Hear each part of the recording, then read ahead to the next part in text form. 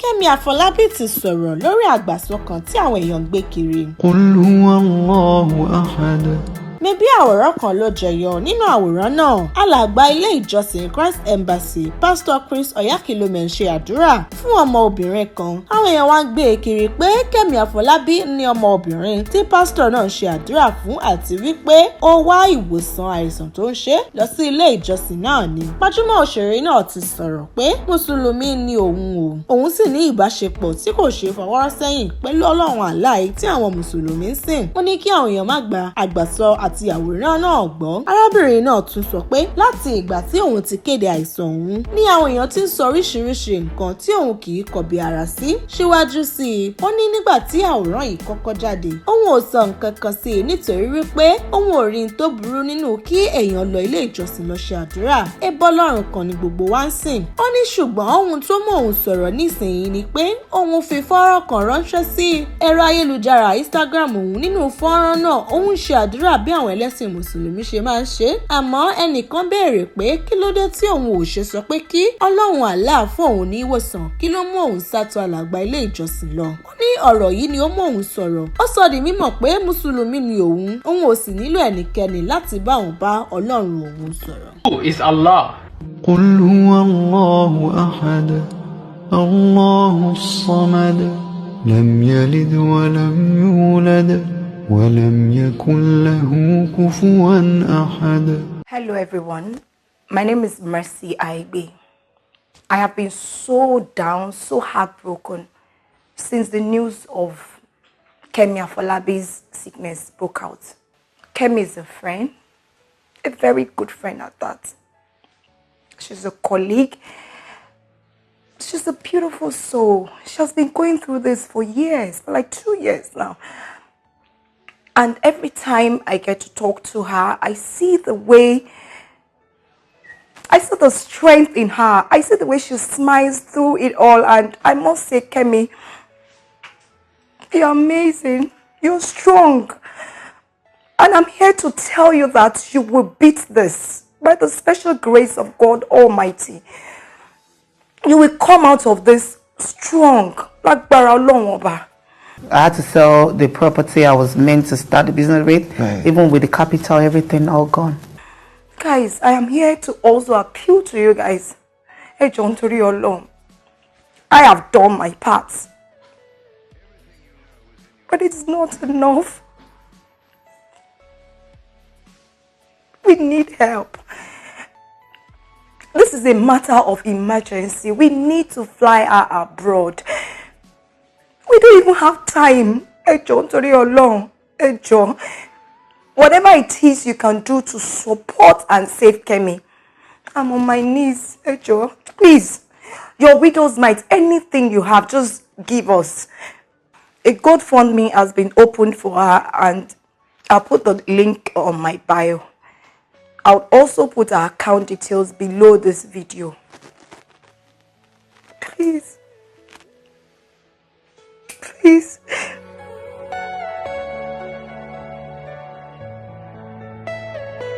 Are you all my personal dreams?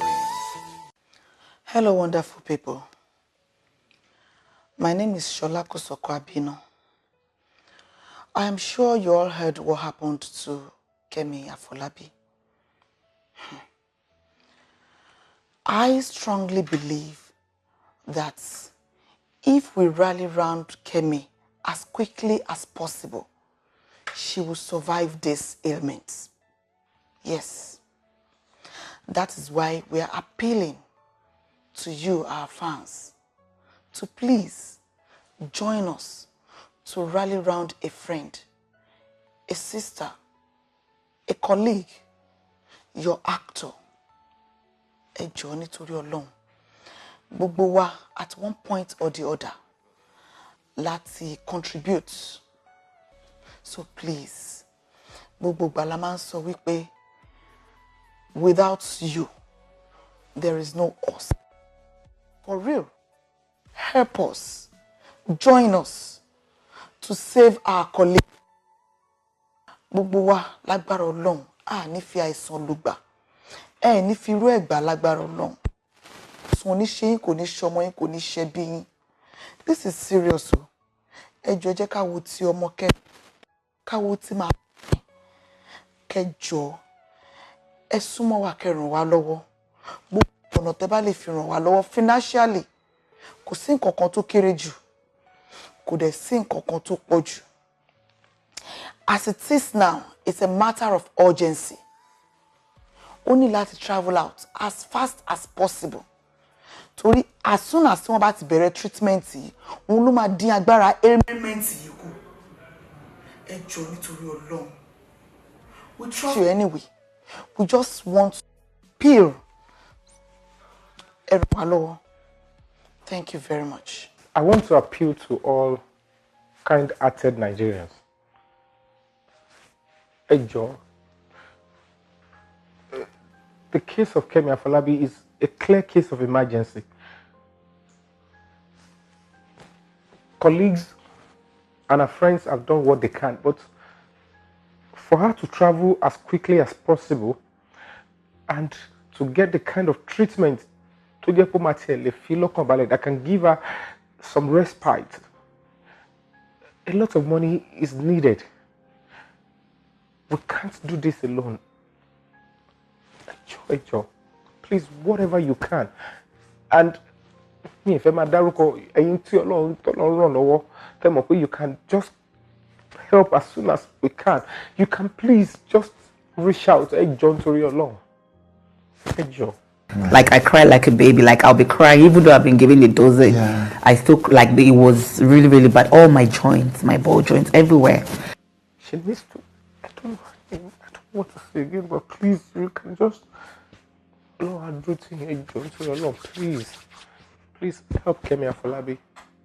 If you help with God, with your help, she can still live longer. Her daughter is 11-year-old. She needs to get out through school, do graduation, get married. No mother should go through this. Please, Ejo. I can't cry before her, but please. I don't want to believe that year. With your help, with God on her side, she can make it. If you stand up, if you stand up to help, I know you can help. I know. I don't know you, but God knows you. You have the means, please. I can't even look into her daughter's eyes. I can't. Joe, me I would have done it, but we can't. We've only done a little. Please. Hey, Joe. John Tori alone. Please, help Kemi Afolabi. Thank you.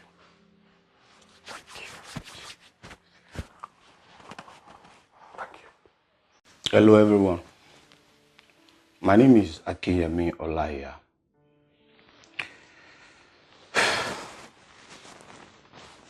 My heart is heavy since the news of Kemi Afolabi's sickness.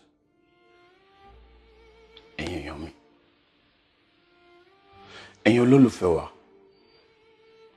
Ẹ̀yin tó jẹ́ wípé gbogbo nǹkan tá bá ṣe ìdùnnú yín náà ló máa ń já sí. Kemi Afolabi, she's a very hard-working girl. Ẹ jọ̀ọ́, ẹ má jẹ́ ká wò níran. Òun fúnra rẹ̀ ti gbìyànjú lóríṣiríṣi. Ó ti ta mọ́tò. Ó ti lọ káàkiri torí pé à ń wá owó láti fi ṣètọ́jú ara ẹni. We need your help. We need your help. Mo fi títóbi Ọlọ́run ọba bẹ̀ yín. Gbogbo ẹ̀yin tẹ́ wà lókè. Ẹ ṣàánú wa lórí ọ̀rọ̀ Kemi Afolabi. Èrè lápá kékeré kí ni àgbàlagbà èrè dọ̀bálẹ̀ fẹ́yàn èèyàn ó sùn lápá bí èèyàn bá sùn lápá igi oko ló fi rí wọn wé wá ní ewu lábáyé bó ṣe dàgbà tó. Ẹnu iṣẹ́ la wá ayé tèmi mo ṣáàrí àti láìsí mo ní next. lótìtọ́ àti lódodo àìsàn kì í ṣe ọ̀rẹ́ ara. Àwa náà dẹ̀ ti gbìyànjú, òun fúnra ẹ̀ ti gbìyànjú láìmọye, but nǹkan tó wà nílẹ̀ yìí ó ti kọjá agbára wa bí ìgbà tí sánmọ̀ bá jìnnà sílẹ̀ ni.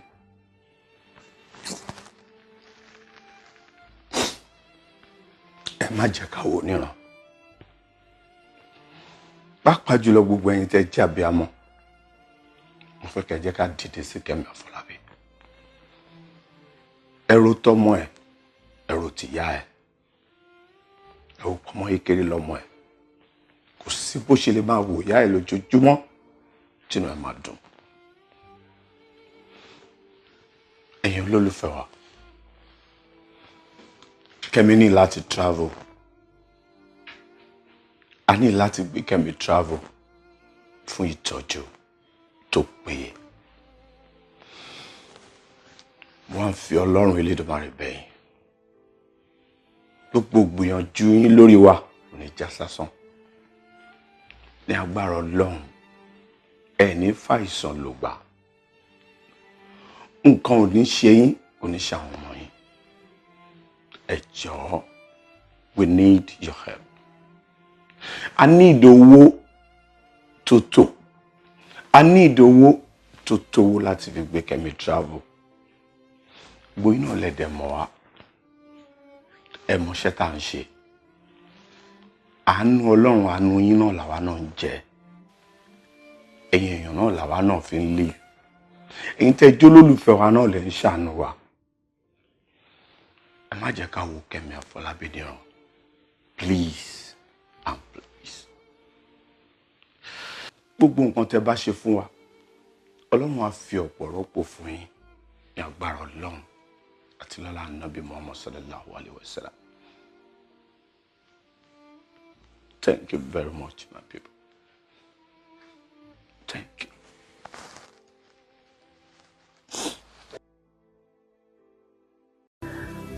Thank you, guys. I mean, the love you showed me was so immense that my courage got renewed and my zeal to fight for life became stronger. Thank you guys for reaching out to me, for your care, support, love, prayers, attention. God bless you guys. God bless you. May sickness never be your portion. May God Almighty ease your pains and may you overcome everything that gives you burden. Thank you very much. God bless you. Kilarigbo Live TV.